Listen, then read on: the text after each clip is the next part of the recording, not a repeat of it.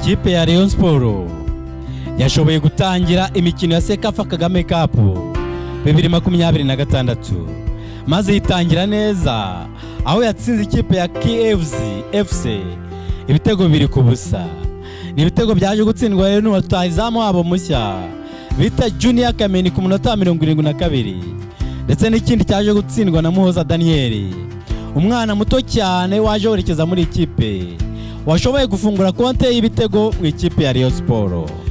Kuri ubu ikipe ya Gikundiro iranganya amanota 3 n'ikipe rero ya Al Hilal yatsinze ikipe ya Tusker FC ibitego biri ku busa mu mukino wundi wari wabanje wo mu itsinda C.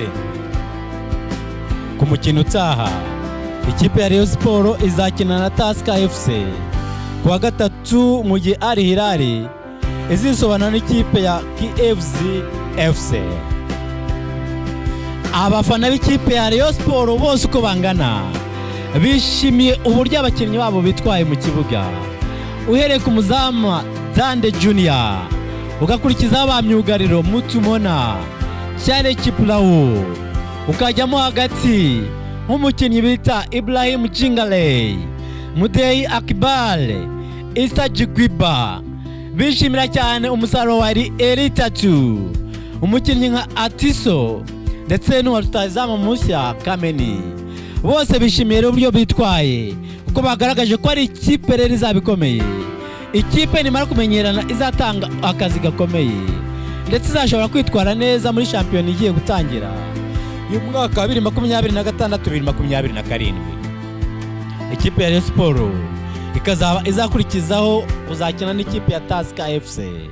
Ikipe rero bazakina ku wa gatatu w'iki cyumweru. Naho gutegereza rero ko ikipe ya Rayon Sport izitwara mu gihe ikipe ya Al Hilal bari kumwe mu itsinda izaba irimo gukina na KFC.